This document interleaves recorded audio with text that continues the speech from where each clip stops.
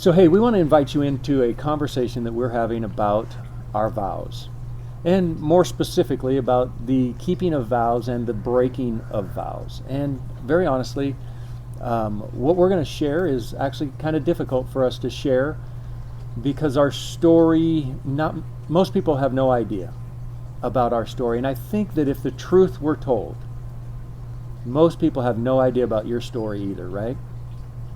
That we all have that hidden closet. We all have that behind closed doors. What's the truth? What's the reality? We just believe that at this point in our journey, it's time to share our story because the sharing of our story can have impact and make a difference. And we believe that there's hope for others because of our story. Yeah. And we have found answers. We have worked through so much stuff. Discovered We've overcome some truth. Discovered some truth. Mm-hmm. And it's in that journey that we believe that sharing our story with you can make a difference in your story and your future. So we want to talk about vows, and vows are promises. Vows are covenants and commitments.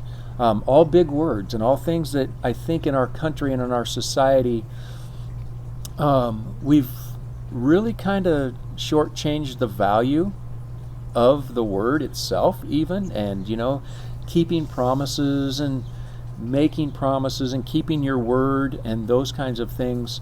It's really changed a lot over time, through our lifetime. If you think back to like our parents and our grandparents used to make business agreements with a handshake. Yeah. Deal. Done. Right. And there was no question that was not a contract. Yeah. People kept their word. Yeah. People kept their promises. Just in day-to-day life. Differently, I think, than now. Yeah. But we made vows. I believed what I was saying. I believed what you were saying to me. The promises that we were making, we were all in. Yeah. And we were sincere. Yeah. I don't think that we were saying that we weren't sincere in that. But I don't think we gave it much thought either. Right. I don't think we went into making those statements having really spent much time thinking about, I'm making a promise here. Yeah. What does this really mean? I'm making a commitment. Yeah. And do I really understand what I'm making a commitment to? Mm-hmm. We were committing to each other, right, but not so much, just like you said, we hadn't put much thought into what it really meant. So we said this traditional, for richer, for poorer, in sickness and health, for better, for worse, forsaking all others. Yeah, whatever that means, right? Yeah. It's like forsaking all others. I think we all know what that means. Yeah. Till death. To love and to cherish. To love and cherish, till death do us part. Right. Those were our vows to each other. How many of them have we broken? Several. Most of them. Yeah. And I think this is where it gets tough, because the reality is, reality happened. Life happened.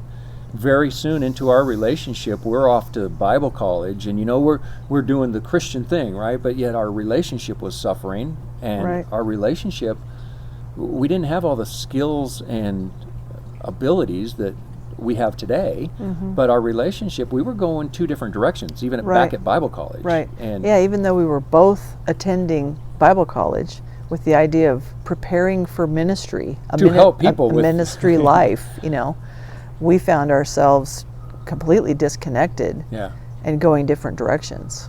Yeah. But then, as you fast forward through our life, we've dealt with infertility. Mm-hmm. And I don't know that we realized the magnitude of that emotionally, mm-hmm, on us until later in life. And we kind of had a pattern of these major things like infertility and human trafficking and moving, 19 moves, and adoption and the special needs children and those types of things. And I think in each of those, they had their personal impact, and that we've kind of pushed down. Mm-hmm. And it's kind of like, okay, I don't want to deal with that. And if we focus over here, then we can just kind of ignore this. Yeah. And then we just started layering this stuff upon, Because ultimately we weren't great at communicating with each other. Yeah. That's a lot of what it comes down to, I think. We weren't, like you said, you were feeling your feelings yourself. I was feeling my feelings myself. We talked a little bit off and on about different issues and stuff, but for the most part, we weren't sharing our deep feelings with each other. Yeah. We weren't trying to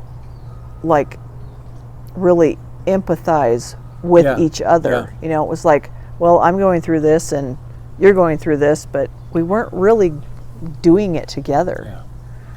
And I think that was a big part of the problem. And so as we layered all that stuff, the issues never went away. Right. And then it was just more issues and more issues. And then, we ended up in midlife. Yeah. And it's like midlife has its own set of issues with career and who am I and significance. And so all this stuff that we've had in our life, over the course of that, we've both broken vows. Mm-hmm. We've both done things. Big ones and little ones. Yeah, exactly. Yeah. And I think there's this idea out there that when you cheat on somebody, that's all a sexual issue. That's the breaking of the vows. Right. That's the breaking of the vows. Right. And we're coming to believe something different. And I think it's made a huge difference in our relationship. Uh-huh. And that is, breaking vows is breaking vows. Mm-hmm. Breaking vows is cheating. Right. You're cheating on your spouse. And if I'm not cherishing you, if I'm mean towards you, if I'm doing things that are degrading and demeaning, just with my words, that's the breaking of my vow. That's the breaking of my promise to you. I'm not keeping my vows to you. Right. And we're on this scale. It's like, well, yeah, but that's not the big one. Mm-hmm. And I'll forgive you this one, but I won't forgive you for this one. And I think there's a sense in which we have so classified vows to infidelity being the ultimate deal breaker. Yeah. And I think a lot of it justifies our own lesser, so to speak, sin. Yeah. Yeah. Yeah. Yeah, but if I'm, like you said, if I promise to love you and I'm not loving you well, I'm breaking my promise to you. And yet, at the same time, there's a reason I think that infidelity is such a big issue. I think it's the giving away of love to somebody else. Mm-hmm. And I don't want to downplay infidelity, but I want to raise up at the same time the rest of the vows. Yeah.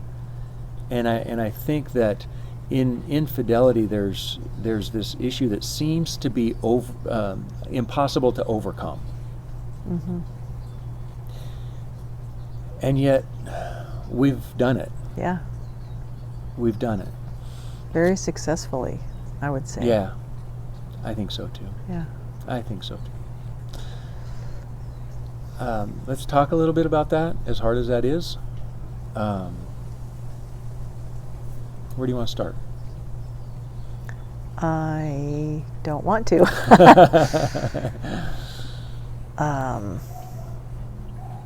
I don't know. I mean, I think that there's, I think it's never just one person. It's never just one person's actions or one person's fault, so to speak. I think it's very easy to blame the person who cheated. But what I realized was that I played a part, not just at that time, at that moment, but over a period of time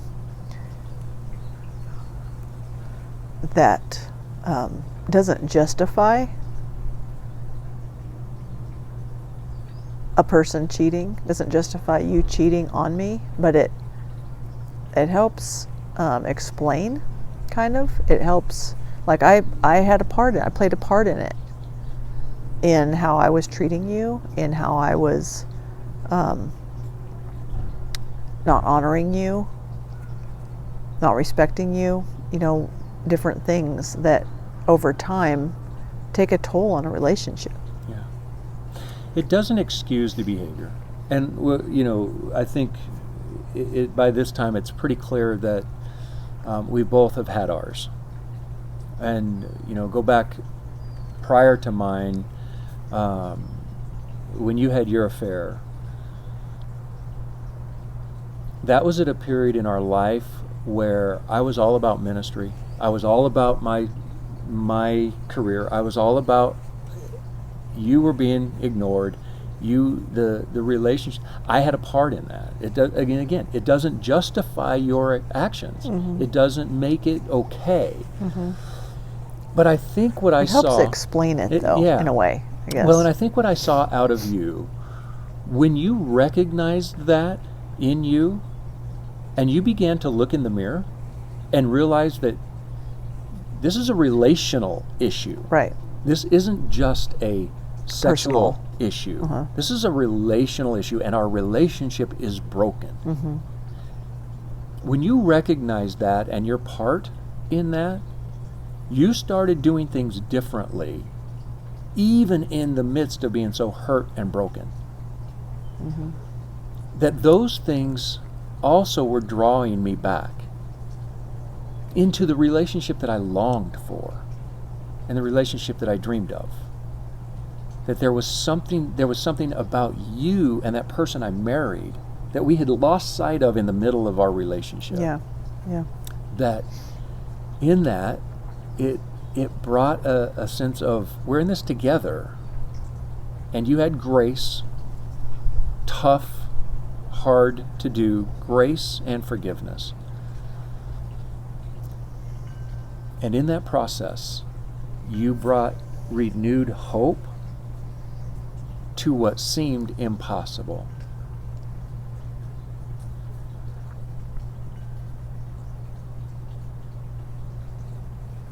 It's so hard, I think, to get past ourself to be able to work on the relationship. You were hurt deeply, and rightfully so. There's no question that my behavior and my actions were 100% out of line, 100% hurtful, and not okay. And it didn't just click, oh, hey, we're better. Right. I forgive you, so it's all over. No. Everything's great. No. Yeah. That was the beginning point. Forgiveness is the beginning point Right. of a renewed relationship. Yeah.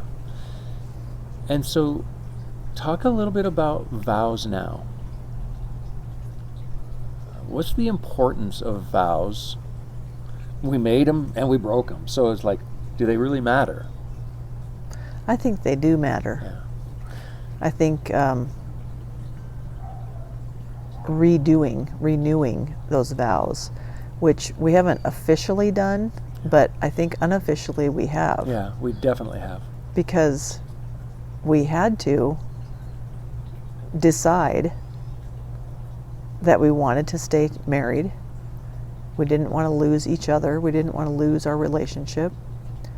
And part of that decision was deciding to live our vows. Right.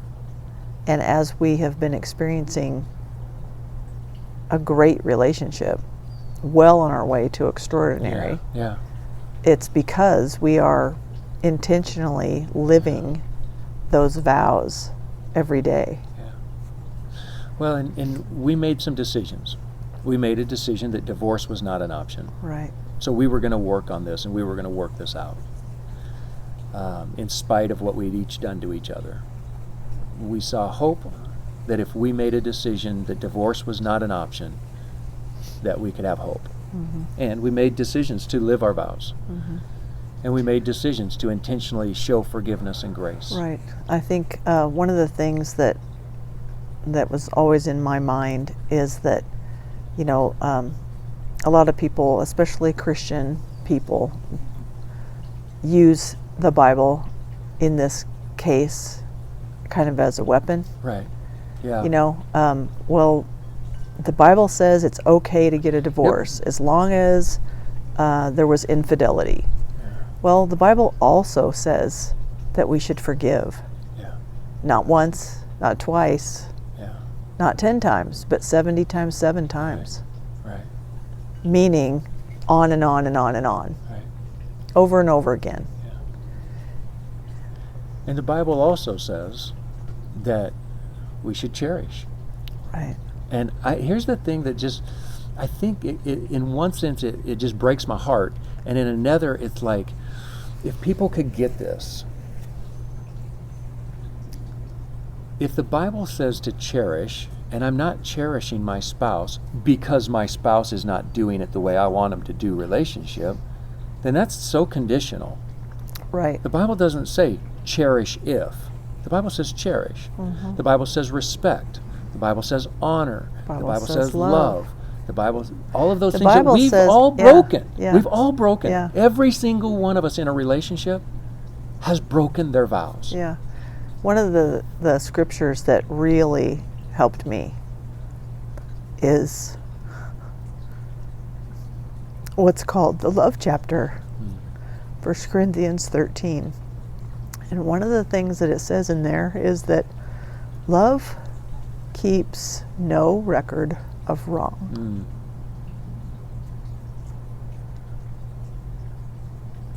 And I felt like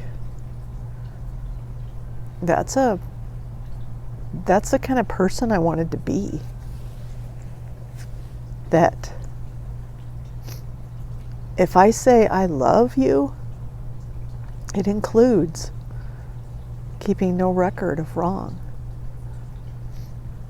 And that completely changed the way I felt about it. Yeah. Let's talk a little bit about the emotion today versus the emotion a few years ago. This is hard to talk about because it brings back up, it stirs back up. Yeah. Hurt. Feelings, yeah. Junk. But like we've talked about, it's different today because even though there's memories of hurt, there's the transformation that's taken place in our relationship. Yeah.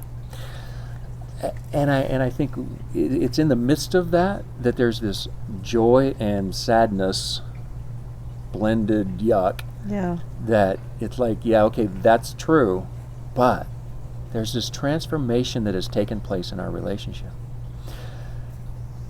I would never, ever say, oh, that's a good thing, you ought to do that. Yeah. But to have an affair, you mean? Yeah, to go through the stuff that we went through. Yeah. But look where we're and sitting yet, because of the way we handled the stuff.